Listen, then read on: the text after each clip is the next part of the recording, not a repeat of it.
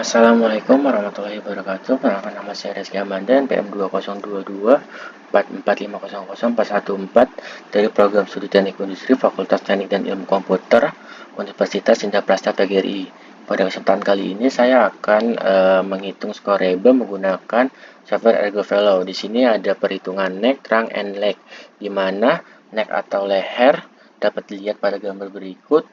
Ada tiga sudut pilihan, yaitu ekstensi, yang kedua itu ada 0 sampai 20 derajat, yang ketiga itu ada lebih dari 20 derajat. Dapat dilihat pekerja memiliki sudut 0 sampai 20 derajat. Maka kita checklist yang poin 2 ini.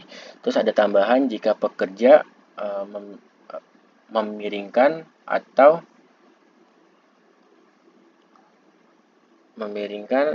memutar leher. Dikarenakan tidak ada, maka kita tidak checklist bagian tambahan ini. Lanjut ke trunk atau batang tubuh. Di sini ada 5 sudut pilihan, yaitu ekstensi, tegak lurus, 0 sampai 20 derajat, 20 sampai 60 derajat, atau lebih dari 60 derajat. Dapat dilihat dari batang tubuh pekerja ini lebih dari 60 derajat, 76 derajat ini nilainya. Maka kita checklist yang bagian ini.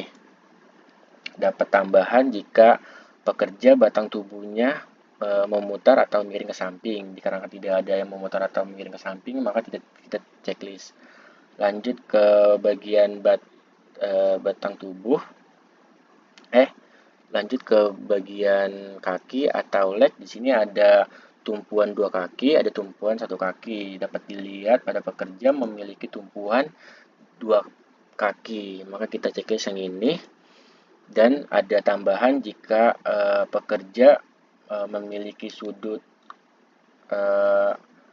condong kaki sebesar 30-60 derajat atau lebih dari 60 derajat. Di sini pekerja memiliki condong kaki atau sudut derajat kaki sebesar 30-60 derajat, maka kita checklist yang ini. Lanjut ke bagian load atau beban. Di sini ada 3 bagian, yaitu kurang dari 5 kg, 5 sampai 10 kg, dan lebih dari 10 kg. Dapat lihat pekerja mengangkat flank, di mana berat flank ini kurang dari 5 kg. Kita checklist yang kurang dari 5 kg ini. Terus ada tambahan jika pekerja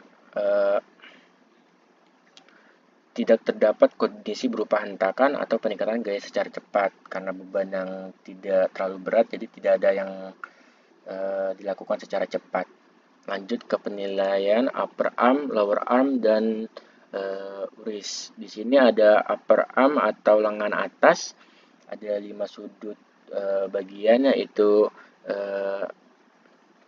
ekstensi lebih dari 20 derajat, min 20 sampai 20 derajat, 20 sampai 45 derajat, 45 sampai 90 derajat, atau lebih dari 90 derajat. Dapat dilihat pekerja memiliki sudut derajat 20 sampai 45 derajat. Maka kita pilih yang ini. Dan ada tambahan jika pekerja mengangkat lengan atas, bahu terangkat, dan lengan disanggah.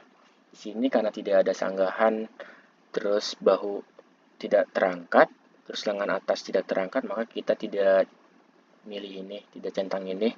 Lanjut ke penilaian lower arm atau lengan bawah. Di sini ada 2 sudut, yaitu 60 derajat sampai 100 derajat atau 0 sampai 60 derajat atau lebih. Dapat dilihat pekerja memiliki sudut lower arm ini sebesar 0 sampai 60 derajat atau lebih. Maka kita checklist yang ini. Pada penilaian pergelangan tangan atau wrist, di sini ada 2 sudut, yaitu 15 derajat ke atas dan 15 derajat ke bawah, atau lebih dari 15 derajat ke atas atau lebih dari 15 derajat ke bawah. Dapat dilihat pergelangan tangan pekerja tersebut memiliki terhitung dari lebih dari 15 derajat ke atas dan 15 derajat ke bawah. Maka kita pilih yang ini. Dan tidak ada tambahan jika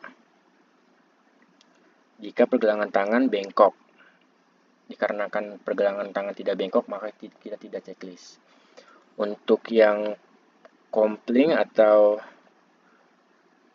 pegangan yang dilakukan oleh pekerja untuk memindahkan material, kualitas pegangan dikategorikan baik atau fair. Maka kita checklist yang fair ini. Lanjut ke activity. Ini ada 3 activity, yaitu yang pertama mempertahankan dalam posisi yang sama selama lebih dari 1 menit. Yang kedua itu ada gerakan kecil yang dilakukan secara berulang kali lebih dari 4 kali selama 1 menit. Dan yang ketiga tuh ada perubahan postur dalam rentang yang besar secara cepat. Di sini karena ada perubahan rentang besar secara tepat, maka kita pilih yang activity 3 ini. Untuk semua penilaian dari neck, trunk, and leg, terus ke load, terus ke upper arm, lower arm, and wrist, terus ke compling dan activity, langsung kita ke result. Terdapat skor 6, dinyatakan medium risk atau tingkat resiko ergonomi sedang, sehingga diperlukan tindakan perbaikan. Sekian presentasi dari saya, kurang lebih yang mohon maaf. Wabillahi taufiq walhidayah. Wassalamualaikum warahmatullahi wabarakatuh.